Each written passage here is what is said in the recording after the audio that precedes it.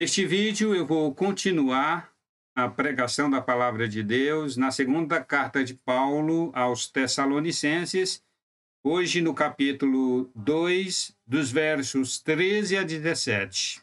Eu quero saber como você está, beleza? Seja bem-vindo aqui ao canal F. Carvalhon. É uma honra ter você inscrito aqui no meu canal. Obrigado você que compartilha os vídeos. Obrigado você que comenta. Obrigado você que deixa o like. Obrigado, tias do Zap, por compartilhar, divulgar o meu vídeo, o meu canal. Muito obrigado. Deus abençoe. Francisco Carvalho, neste 28 de fevereiro, nesse domingão, a palavra de Deus diz assim: versículo 13 diz assim: mas devemos sempre dar graça a Deus por vós, irmãos amados do Senhor, por vos ter Deus elegido desde o princípio para a salvação e santificação do Espírito e fé na verdade. Verso 14: para o que pelo nosso Evangelho vos chamou para alcançardes a glória de nosso Senhor Jesus Cristo. 15: então, irmãos, estáis firmes e retendes as tradições que vos foram ensinadas, seja por palavra, seja por epístola nossa.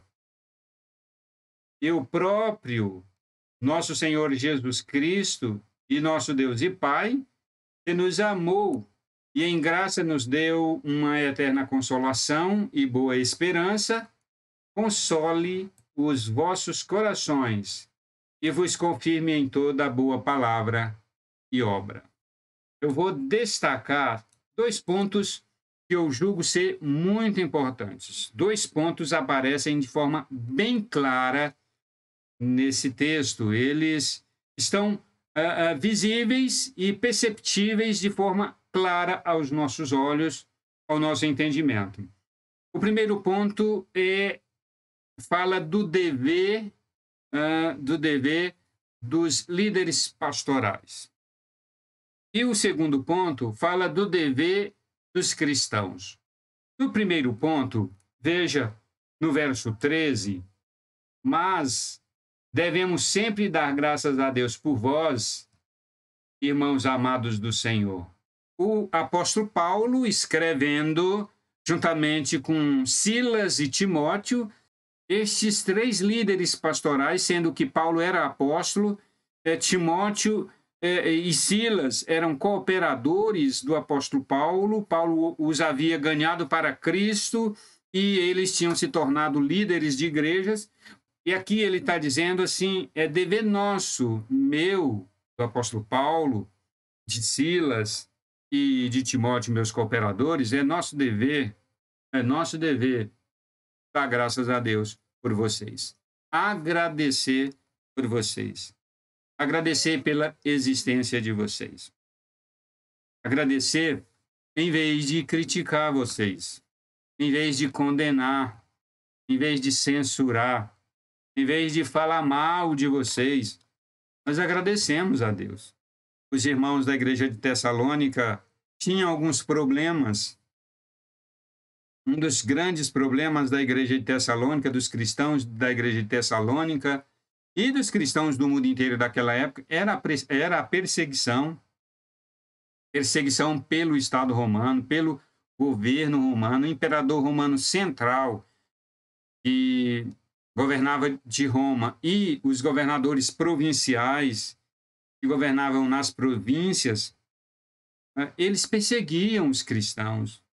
Os cristãos eram muito perseguidos por sua fé e por sua prática cristã de vida. E aqueles cristãos sofriam muito perseguição, inclusive os líderes pastorais. Paulo, Silas e Timóteo reconhecem e dizem: em vez de a gente criticar vocês, nós damos graças a Deus pela existência de vocês. Outro problema que eles enfrentavam, os irmãos ali tinham em particular, é que eles sofriam muito quando alguém morria, quando alguém da família morria, eles sofriam muito, ficavam desesperados, Paulo escreveu a primeira carta encorajando, ensinando, motivando os irmãos a não ficarem desesperados quando alguém morresse, pois o Senhor Jesus Cristo vai voltar e vai ressuscitar todos aqueles que dormem em Cristo, que morreram em Cristo, para habitar eternamente com o Senhor.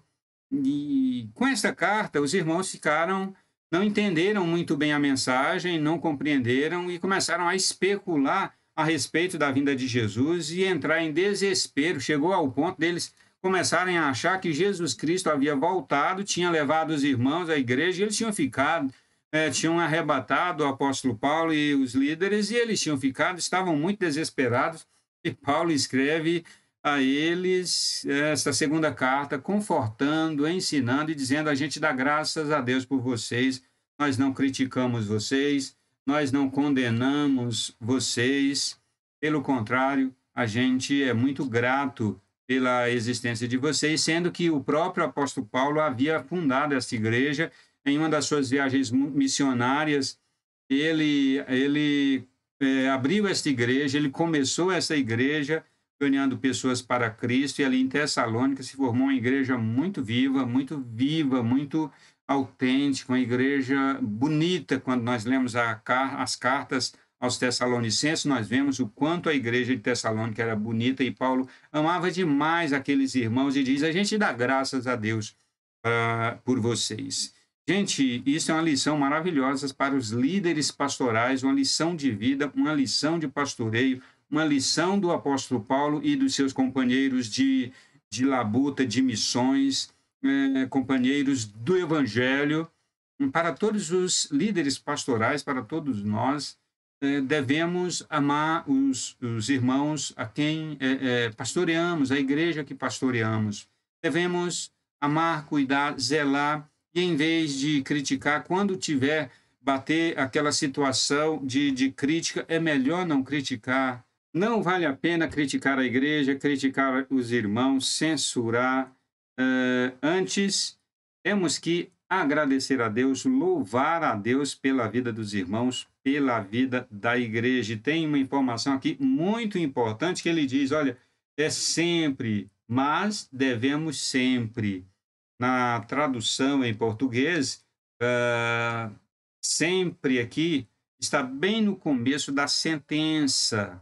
Mas no texto original, o advérbio de tempo sempre não está no começo da sentença. Olha só onde ele aparece aqui.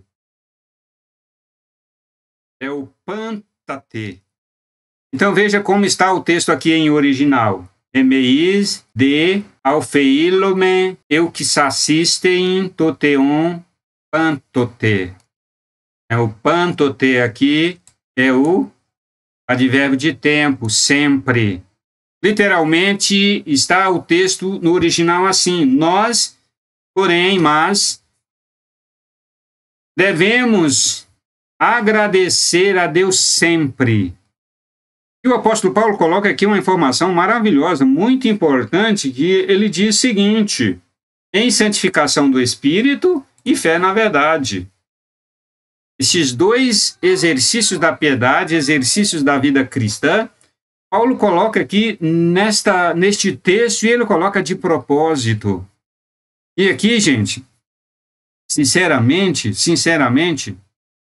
a maneira correta de entender estes dois exercícios da piedade dentro do contexto da salvação é que esses dois exercícios são muito necessários na vida do cristão, porque algo já aconteceu, porque algo já existe, porque a eleição já existe, a salvação já existe. E ele coloca de propósito bem depois que ele diz que aqueles irmãos, os irmãos são eleitos desde o princípio para a salvação. Aqui não é mediante. Esses exercícios da piedade não são a causa para a salvação. Eles não são causa, eles são efeitos da salvação. Nós agradecemos a Deus, porque ele elegeu vocês antes da fundação do mundo para a salvação, para salvá-los. E agora, porque vocês foram eleitos para a salvação, vocês vão viver em santificação no Espírito Santo e em fé na verdade. É porque a salvação aconteceu, a eleição aconteceu. Agora os cristãos precisam viver condizentemente, de acordo com a salvação com a qual Deus os salvou, com a eleição com a qual Deus os elegeu. Esse entendimento aqui é chave, absolutamente necessário. Então, veja, irmãos, que a preposição em, lá no texto em português diz, em santificação no Espírito e fé na verdade. Olha só como que a preposição no original é em. Significa o quê? O que significa essa preposição? É uma preposição de repouso. É uma relação de repouso. No texto original, em, a preposição em, como nós vimos aqui, vai dizer que algo está repousando. Isso quer dizer o quê, irmãos?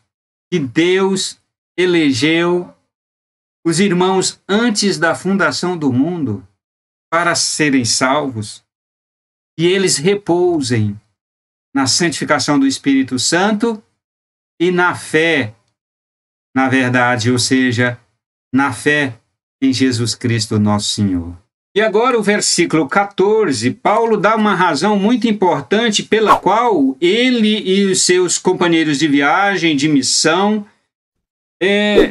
agradecem a Deus. Ele diz no verso 14, para o que pelo nosso evangelho vos chamou para alcançardes a glória de nosso Senhor Jesus Cristo. O que é este nosso evangelho que Paulo está falando aqui? É o evangelho que Paulo ensinou aos cristãos de Tessalônica desde o momento que ele começou a igreja lá em Tessalônica. Desde aquele momento que ele ensinou e depois enviou cooperadores para ajudar no trabalho e pastorear a igreja, o corpo de doutrina, o corpo de ensinamento que Paulo ensinava os irmãos, ele está chamando aqui de o nosso evangelho. O evangelho do apóstolo é um corpo doutrinário, um corpo de ensinamento sólido, bem estruturado, que Paulo ensinou àquela igreja de uma maneira bem especial. Tanto é que, sobre a segunda vinda de Jesus Cristo, a vinda do Senhor Jesus Cristo em glória, Paulo falou de forma clara e específica aos irmãos ali de Tessalônica. E nós encontramos na primeira carta aos Tessalonicenses. Isso é que Paulo está chamando de o nosso evangelho. Os ensinamentos que eram ensinados por ele, por Silas e por Timóteo, a igreja de Tessalônica. Para alcançardes a glória de nosso Senhor Jesus Cristo. Deus nos instituiu, Deus nos levantou como instrumentos seus para pregar os ensinamentos de Deus, o evangelho de nosso Senhor Jesus Cristo, um corpo de doutrina bem consolidado e estruturado a vocês, a fim de que vocês possam alcançar a glória de nosso Senhor Jesus Cristo. No dia que Jesus Cristo vier dos céus nas nuvens, ao soarem as trombetas pelos anjos, em que todo olho verá Jesus Cristo descer dos céus para ressuscitar e levar para junto de si os seus, aqueles que ressuscitarem em Cristo Jesus, vão alcançar o corpo da sua glória, vão receber um corpo parecido com o corpo que Jesus recebeu na sua ressurreição. Nós não criticamos, não falamos mal de vocês, não censuramos de jeito nenhum, pelo contrário, damos graças a Deus por Deus ter elegido vocês antes da fundação do mundo para a salvação, e assim vocês pudessem sempre, continuamente, viver a santificação do Espírito Santo e com fé em Jesus Cristo, com fé na verdade. E isso aconteceu pela nossa instrumentalidade, porque fomos nós que Deus levantou, que Deus instituiu para que formasse a igreja aí em Tessalônica e ensinasse vocês a vida a viver no Evangelho de Jesus Cristo, para que vocês finalmente possam, no dia que Jesus Cristo voltar, vocês ressuscitarem com um corpo glorioso, com o corpo da glória de Jesus Cristo, para habitar a nova terra que Deus tem para vocês. É isso que Paulo está dizendo. É o dever dele.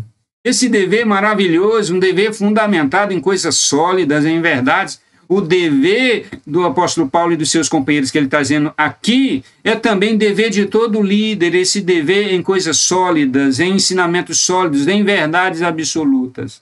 Mas o segundo dever aparece aqui no verso 15. Eu quero que você acompanhe aqui comigo. Ó. Então, irmãos, estais firmes e retendes as tradições que vos foram ensinadas, seja por palavra, seja por epístola nossa. Aqui está falando do dever dos cristãos, do dever da igreja ali de Tessalônica. Dois deveres aqui dos cristãos. Primeiro, vocês fiquem firmes, permaneçam firmes, não desanimem, nem, não voltem atrás. Havia irmãos ali em Tessalônica que estavam desistindo da fé, desistindo do evangelho, desistindo da igreja, voltando a viver a sua vida pregressa. E Paulo diz, fiquem firmes, não se afastem, não voltem atrás. E o segundo dever, retendes as tradições que vos foram ensinadas. Retenham, guarde aquilo que nós ensinamos a vocês desde o começo, esse corpo doutrinário, esse corpo de ensino sólido, vocês guardem. Eles são basilares, eles são princípios, eles são fundamentos que vocês devem estar firmados e fundamentados. Jesus disse que as pessoas deveriam obedecer, praticar os seus ensinos, o corpo doutrinário de ensino de Jesus Cristo, o povo deveria obedecer, porque quem não obedecesse é a mesma coisa da pessoa construir a sua casa sobre a areia. Sobre a areia, que vem a tempestade, vem a chuva, o vendaval, e a casa cai. Não tem fundamento, então a casa tomba. Mas aqueles que praticam o que Jesus Cristo ensinou, são como uma casa construída sobre algo firme, sobre o concreto, sobre a rocha. E vem a chuva e o vendaval e a casa fica ali. Jesus fez esta comparação. E Paulo está dizendo aqui, o que nós ensinamos a vocês, os ensinos, as tradições que nós temos ensinado, essas tradições veterotestamentárias lá do Velho Testamento, das Escrituras Sagradas do Velho Testamento, são princípios lá do começo, nós ensinamos tudo isso para vocês e vocês podem ficar firmes, não se afastem. E aqui tem uma relação de ficar firme com tradições, porque uma coisa leva a outra, uma coisa está relacionada com a outra. Então, guarde as tradições, o que nós temos ensinado a vocês desde o momento que eu comecei a igreja aí, seja por palavra, seja por epístola. Guardem de todo o coração, obedeçam de todo o coração e assim vocês estarão firmes, firmes como a casa construída sobre os alicerces de concreto, os alicerces de pedra. Verso 16 é a conclusão. E o próprio nosso Senhor Jesus Cristo e o nosso Deus e Pai, ele menciona aqui o Pai e o Filho, o nosso Deus e Pai e o nosso Senhor Jesus Cristo, que nos amou. E aí ele coloca, ele inclui Silas, Timóteo, inclui os irmãos ali da igreja de Tessalônica e todos os eleitos. Aqui ele está falando esse pronome na segunda pessoa do plural, significa todos os eleitos. Ele nos amou, e em graça nos deu uma eterna consolação.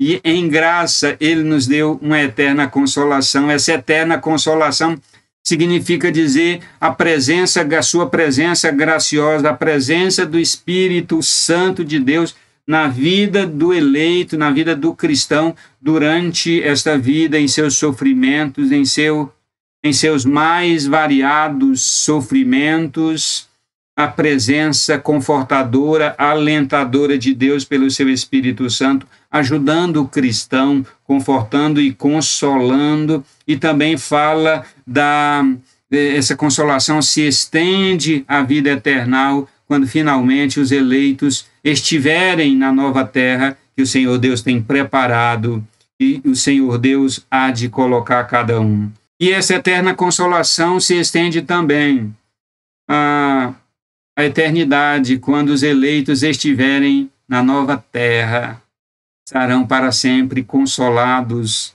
Não haverá sofrimento em decorrência do pecado, nenhum sofrimento haverá como consequência, como decorrência do pecado, da existência do pecado no mundo. Todo sofrimento vai ser extinto, porque o pecado já não existirá mais. E o apóstolo Paulo conclui aqui esta sessão dizendo: console os vossos corações e vos confirme em toda boa palavra e obra. Que Deus console vocês, irmãos, que Deus console cada um de vocês em seu sofrimento, em sua luta neste mundo, em suas lágrimas, em suas dificuldades, e confirme a cada dia que vocês são da palavra, que vocês são de Deus, se mantendo firme na palavra de Deus, e em toda boa obra, se mantendo firme nas boas obras, nas obras do Evangelho, nas obras de Jesus Cristo. Senhor nosso Deus, abençoe seus filhos, abençoe seus eleitos, console-lhes o coração, os guarde e os confirme cada dia na boa palavra e nas boas obras, em nome de Jesus. Se você gostou desta pregação, compartilha aí com todo mundo, deixa o like, comenta. Tias do Zap, muito obrigado por compartilhar este vídeo. Que Deus abençoe você, que Deus abençoe a sua família. Valeu! E a gente se encontra na próxima pregação.